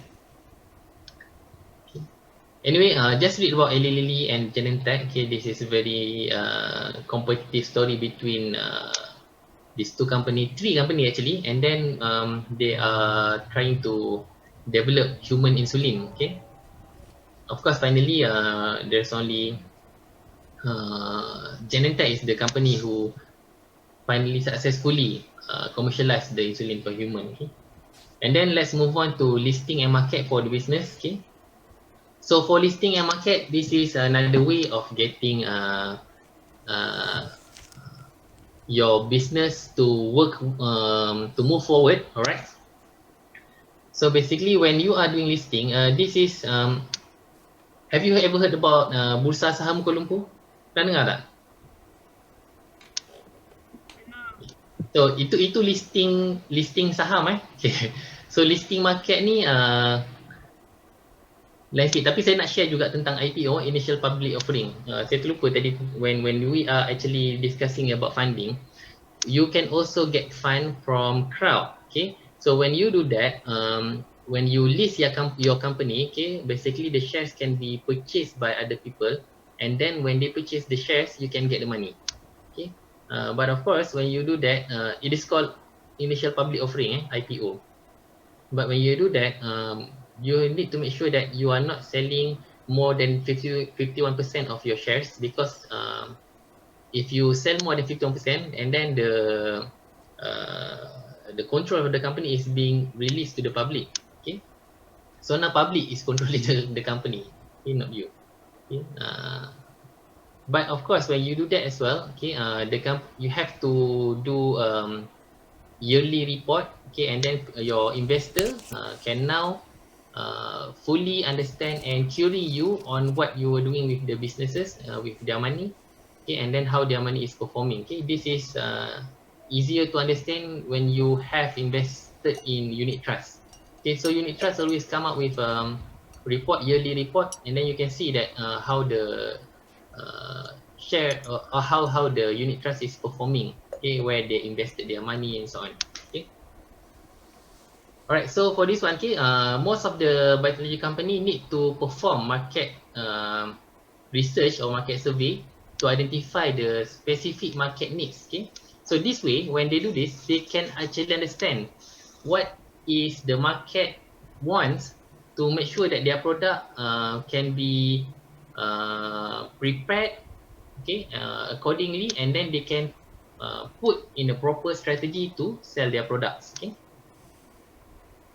as for this one as well, okay, the firms or the company also need to differentiate market niche, okay, to ensure that there is demand for the product, okay, because most of the time when we are selling product, they are either two, either there is the demand for the market, okay, because sometimes, let's say right now we are in the dire need for vaccine for COVID-19, okay, there is the demand, okay, but sometimes you are actually looking for a market niche. So market niche is something that not everybody needs, okay, only a certain people need, like insulin, okay, only people who have issues with their uh, uh, liver, okay, have need to have this insulin, okay, so that is a niche market. Okay, therefore when you already perform the market survey and then you identify who is the consumer, what is the tabulation, what are the age of this consumer, okay, what are the uh, tabulation, means also meaning that the number of the consumer as well, then you can actually uh, came out with a proper strategy, okay, volume of the production, as well as how you're going to sell these products. Okay, so this is also important. You need to understand the size of the market, okay, as well as whether you are going for local or global businesses. Okay, yesterday I read a news about a young man who is now very very rich because he is selling belacan. Okay, have you read about the news? Okay, tak baca lagi. Yes, So baca. ada baca, ada yang terjumpa, ada yang tak terjumpa kan. So basically for belacan, okay, the market is in Malaysia only. Okay, maybe Indonesia as well, but I think Indonesia also have their own producer. Okay, so he is going for local business, local market. Okay, and then he also understand that the local market size for belacan is how much. I don't think people in Kuala Lumpur is going to consume a lot of belacan. So he's going for the east side market, okay, like in Terengganu, Kelantan, Terengganu, Pahang, okay, and some in Johor, okay, maybe some in Thornton. So he already understand the size of the market, produce enough or appropriate amount of belacan for these businesses, okay, and then he can actually become very very successful. And then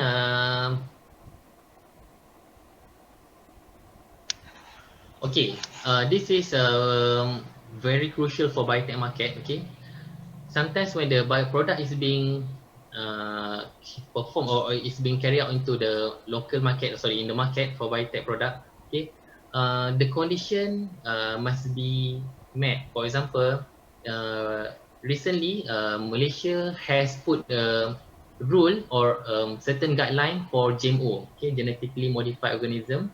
Okay. So whenever we are using or bringing in ataupun we are performing research ataupun we are going to commercialize a GMO products, okay, we have to comply for this certain situation and condition. Okay. Another thing is we have to also consider the environment. For example, few years back, okay, there is a business ataupun satu uh, dia lebih kurang pada business lah, to bring in sturgeon fish, okay, ke dalam market di Malaysia sebab sturgeon fish ni katanya sangat mudah membesar dan boleh membekalkan protein yang sangat baik dan sebagainya. However, this fish actually a very opportunist fish, okay, dan dia sangat dia adalah predatory, dia kalau dia termasuk ke dalam local river, dia akan dominate that area and then the local species will be lost. So however, the business is being conducted anyway, and then there are some incident where the fishes is being lost ataupun terlepas ke dalam sungai. Okay, so when that happen, there are certain people bringing in the information, and then thereby they came up with a regulation whether where this external species ataupun foreign species tak boleh dibiarkan ataupun diternak secara berleluasa lah di dalam perairan negara. Okay, this is also true for GMOs, because sometimes when the genetically modified organism is being developed in a country that is maybe very cold, okay, so the microorganism is not very if it is virus, maybe it's not very virulent because the temperature is too low. Okay. However, when it is being carried ataupun it is being transported to the country which is in the tropical country area, okay, suasana sangat moisture dan juga suam-suam, okay, jadi this GMO they become very virulent, dia akan jadi sangat aktif dan lebih berbahaya daripada negara asal dia. That is why GMO has to have a very rigid ataupun strict regulation for the market.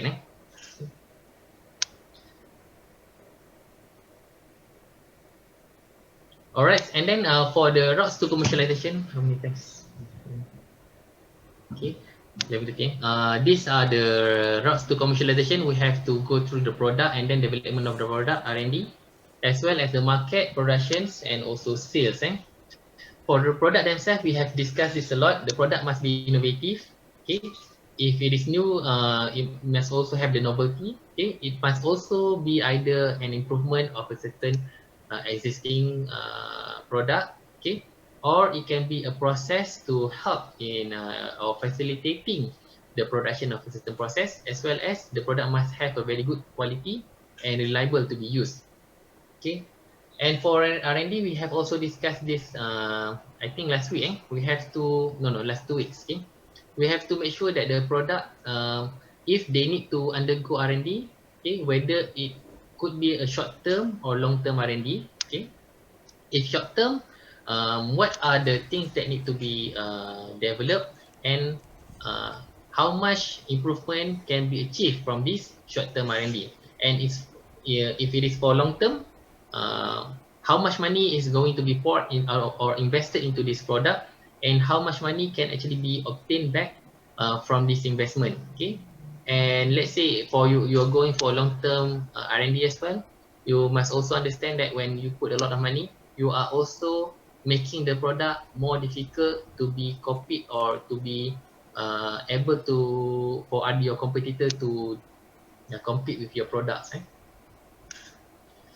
And then for the market, we have to understand the size of the market, okay, whether the gender, whether male or female, babies, infant, elderly, and so on, okay, whether you are going local or global, okay, whether it is a new product or it's an improvement of an existing product, whether it is for everyone or it is only to capture a certain market, which is niche market, okay, and then who are the competitor and what are the advantages that you have over your competitor, as well as how sustainable is this product in the market.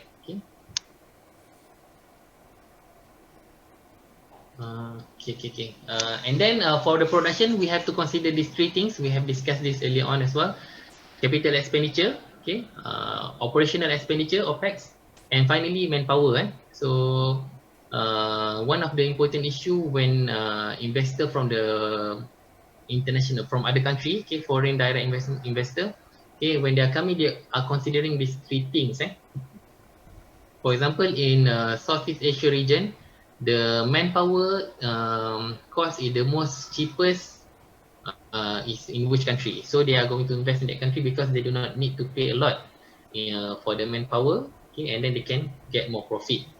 And also they can consider whether the capital expenditure, whether the country have enough resources for them to build their facility, and then how much they need to pay to build their facility, or if they cannot build their facility there, maybe they cannot produce the machineries there, maybe they can transport the machineries from the original country, and how much they need to pay, or how much is the cost for them to transport these machineries, okay. And maybe if the company, or if the country actually, or the government providing tax incentive and so on, okay, so this can be also considered by the company investing in this in a business in the country, okay, as well as operational expenditure. And as for sales, company must also consider whether they are going to for direct sales or distributor. For distributor, the example is like pharmacy, okay. So pharmacy have a lot of drugs or medicine in their shop, okay. So if you go to a pharmacy and then you are asking for a painkiller, then a pharmacist will come up with a few suggestions. So depending on what kind of pain you are having, okay. So if you are going through distributor, okay, you could also face some competition because the person who are selling the products there, they actually have a few products, okay, together with your competitor. But if you are doing a direct selling, okay, a customer will only come directly to you. An example of direct selling is like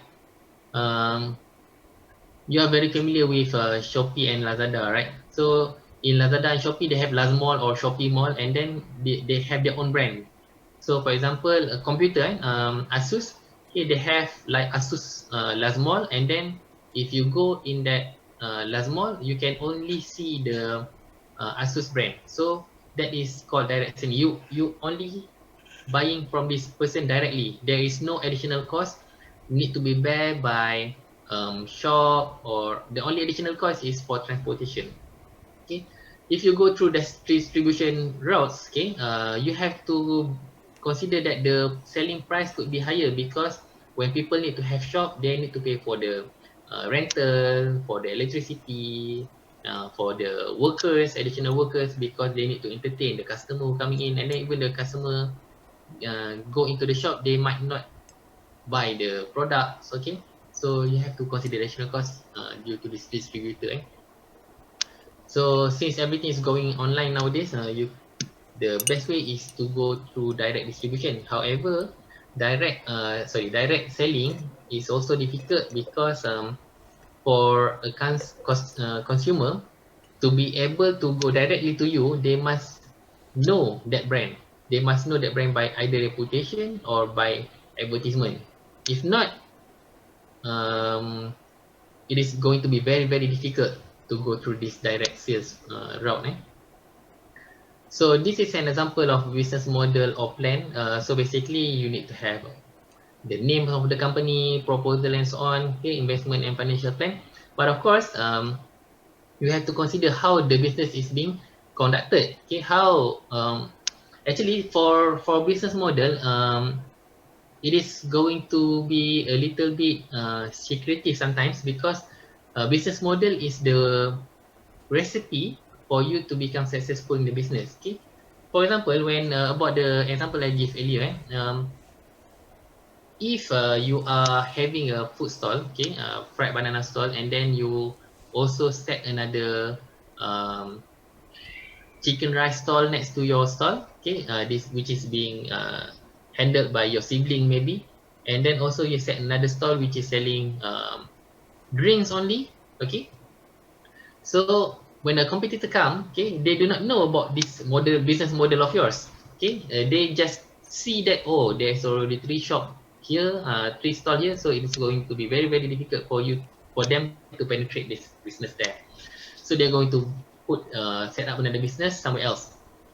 But if they know your business model or your business plan about this, okay, they could be trying to penetrate the business there by setting up something similar to you.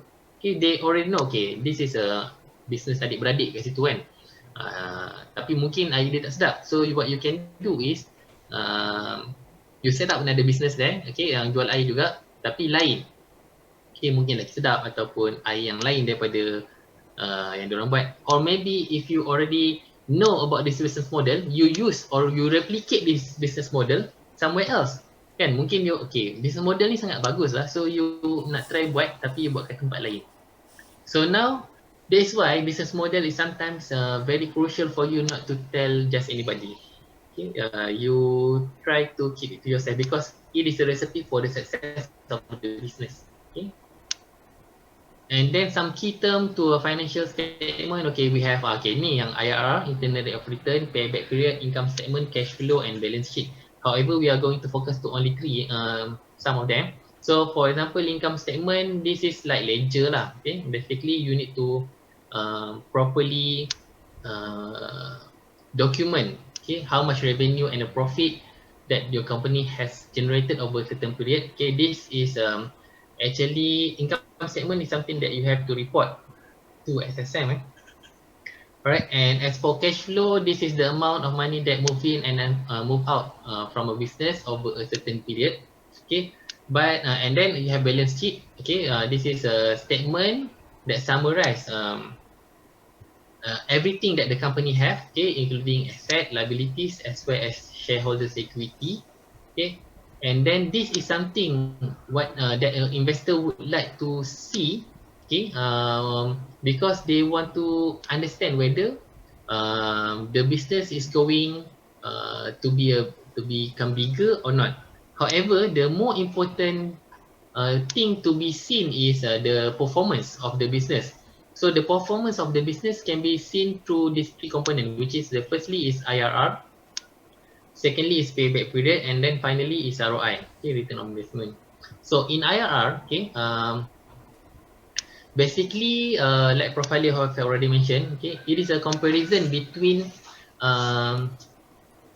it is actually a measure of how much money that you can get if they invest in you, okay, in the company, as compared to they invest their money in a place that have less risk. For example, okay, this actually have a comparison when they calculated the net present value and NPV. Okay, but don't really worry about IRR. What you need to understand is if the IRR, okay, basically in a business that is profitable, okay, the IRR value is going to be positive. But what investor would like to see is how big is the number of this IRR. Okay, so let's say when they invested in a bank, okay, they can get about 10% of return. Okay, but if they invested in company A, biotech company, okay, they can get, let's say, 15% of return. Okay, but that is actually a simplified version of ROI, return of investment. Okay, 10% and 50%. They can actually see that, okay, 50% is bigger, but IRR is even more complicated than that. Okay, IRR also take into account the net present value of the business, and most of the time they will set a period of time of how long they are going to invest into this. Okay, I'm not going to ask a lot about this IRR, but I'm going to ask a lot about payback period and ROI. Okay.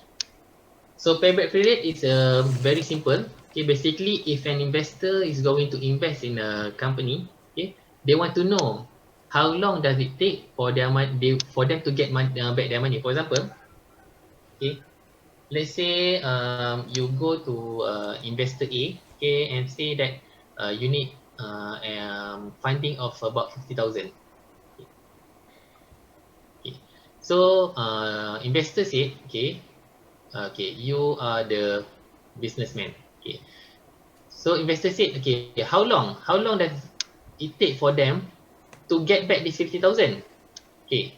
So you said, okay, so now you have to calculate lah. Okay, based on your previous balance sheet and so on, okay, and ledger, you have to tell them, okay, every year, okay, you can get a profit of about 10,000. Okay, let's say. So in 5 years, okay, they can get 50,000. Okay, and then after 5 years, on the 6 years, okay, they can get additional 10,000. So that is their profit.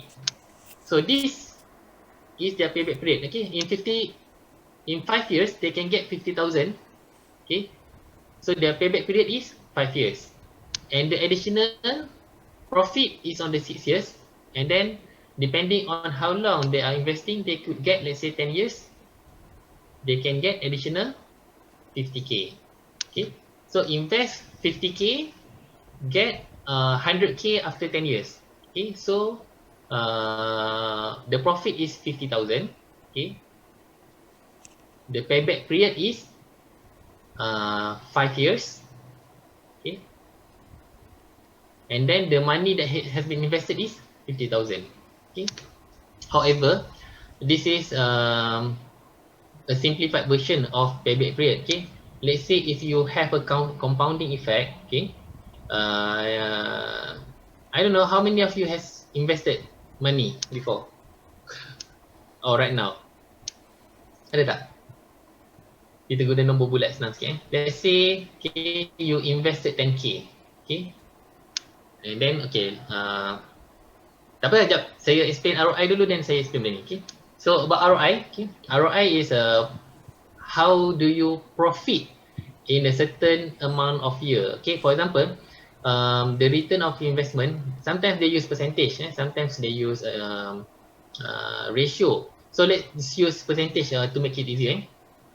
Let's say a company say that if you invest with us, the ROI is 10%. Okay, so the maximum investment is 100k. So okay, alright, you will invest 100,000, and then the ROI is 10%. So every year you will get 10%, 10%. So the next year you can get 110,000. Okay, this is in the second year. First year, at the end of the first year you dapatlah 110k. So in the second year you start with 110,000. Okay, so you darab lagi dengan 1.1. Berapa?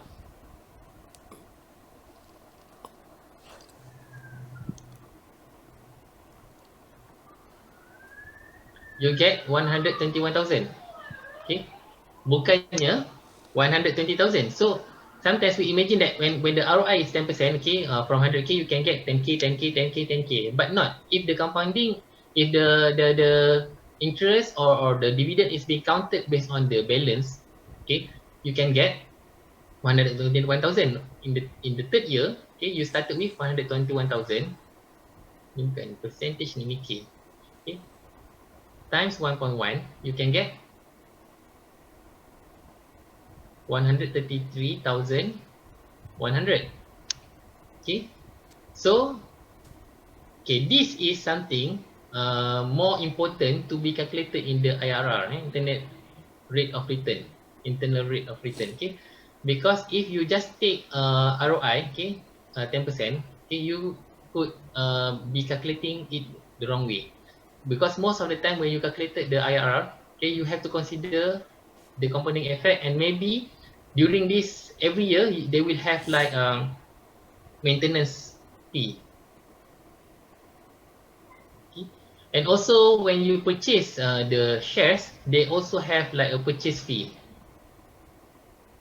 So if you want to buy the unit like 100,000 unit, okay, 100,000 unit, let's say the price is 100 each, 1 ringgit each, including the processing fee. Okay, sometimes, most of the time, it is 0.06%. Okay, So 100,000 times 0.06, okay, is already 6,000. So if you want to purchase 1,000 unit, 100,000 unit, you need to pay not 100,000 ringgit, but 6,000 ringgit. Okay, so this 106,000 ringgit, and then you will get 100,000 unit, and then it will be further calculated into this. Okay, so when you calculated IRR, you have to deduct this, you have to deduct this, you have to deduct this. That is what making IRR calculation is more complicated, and it is something that an investor want to see when they want to compare the net present value between investing in the company or in the bank, which is more profitable. Okay, kau tak faham dia saya cakap? Sometimes if you invest in ASB kan, ASB ke tabung haji kan, tabung haji, let's say dia kata okay, dividen pada tahun tu adalah 6%, susah 6%, 5%, okay, so 5%. So if you invest, if you have like 10,000 ringgit saving there, so 5% is 500 ringgit, so you get 10,500 ringgit for that year kan. Okay, so a company said, okay, they will also provide a 5% return or return on investment. Okay, so now with this 5% ROI, you have to calculate the IRR. Okay, when you calculate the IRR, including the fee and everything, okay, you will see that you will get less money. You put 10,000 you put 10,000 ringgit, you will get less than 10,500. Maybe you will get 10,200 ringgit. So you can see that this value actually do not represent IRR. Nampak tak? Nampak sama, tapi the product themselves tak sama. Lain kan? So that is what makes IRR is more important to be calculated when you want to invest. Sebab tu investor dia akan tengok, okay, kalau dia kira IRR, adakah invest dekat bank lagi menguntungkan ataupun invest dekat biotech company ni lebih menguntungkan. Okay, so itulah benda yang kena dipertimbangkan when you calculate this. So I'm going to give you question about this in your first test. Okay, try to study this, but don't worry, it won't be as difficult lah. Just sharing this information because I think this is information that is important for you bila you dah keluar dan nak start business nantilah. Alright. Okay, that's the end of this slide. Prof nak tambah apa tak? Saya tak ada idea nak tanya soalan untuk hadiah bonus minggu ni.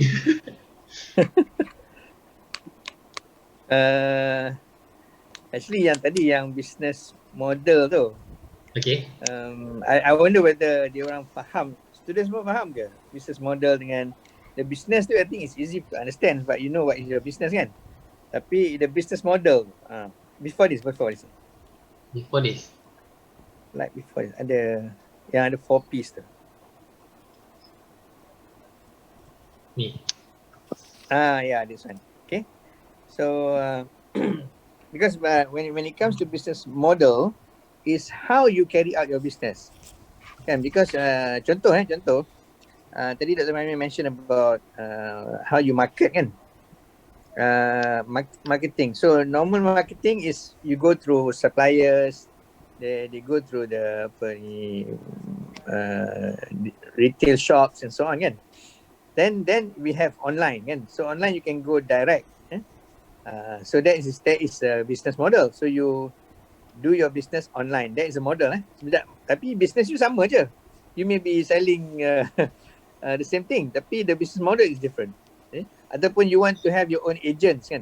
Macam the way that contohnya Dell Computer kan. Dell Computer dia tak jual semua kedai I think. You kena beli directly from Dell kan. Tapi dia boleh jual murah sebab dia tak go through all the chain of sebab business ni bila you pergi pada one supplier to the next supplier apa semua, everybody wants to make a profit. So in the end product tu become mahal. Tapi you buy direct from the I think Apple pun macam tu juga I think. Tapi dia ada dia punya some of their agents kan. They either go directly through Apple ataupun through dia punya agents. It's not sold in every shop kan. So that is a way of doing business. That's the way of business model. So business model ni you kena pandai fikir cara nak buat business tu. Kan? Macam how do you market kan? You want to market macam orang market pakai billboards kan? There is one cosmetic company yang buat big marketing kat billboards tu. Apa nama? Noraisha kan? Noraisha tu kan? Can you imagine kan berapa juta dia spend on just marketing pakai billboard kat highway tu kan? So that is one way, tapi not many companies can afford that or want to do that. Tapi that is their business model lah. So maksudnya dia nak jadikan benda tu macam a household word kan. You think of cosmetic you think of Noraisha kan? Because you seeing it everywhere kan. Macam looks like they are so successful, they can put up so much advertisement kan. To give the impression that they are controlling the market. So macam tu lah.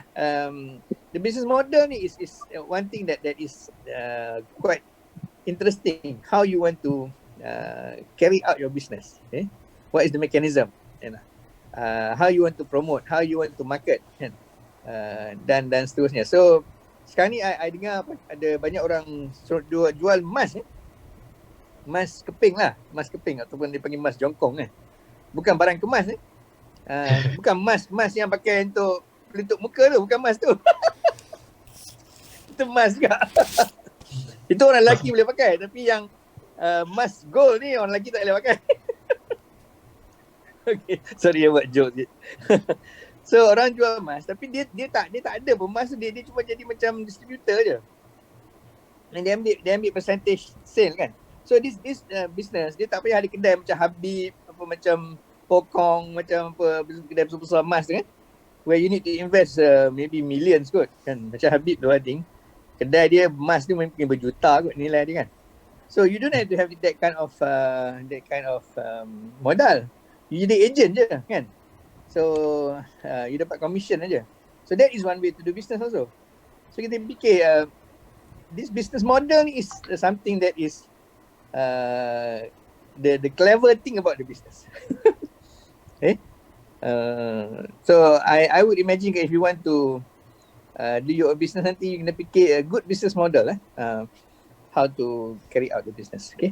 Kalau ada soalan kita boleh jawab, kalau tidak tak ada lah. Okay. Ada soalan tak? I think it's already 12 That's right, 12 o'clock. So tak adalah. Minggu ni tak adalah, so bawa ke minggu depan. Minggu depan exam bro. Minggu lagi satu. Exam. Oh, dia bawa lagi satu minggu. Dia RM60 lah. Okay, nanti saya cuba fikirkan soalan. Sorry, this week pening sikit. Nanti banyak slides yang ni, banyak slides. Betul juga. Tak banyak goreng, banyak cerita je. Terlambat.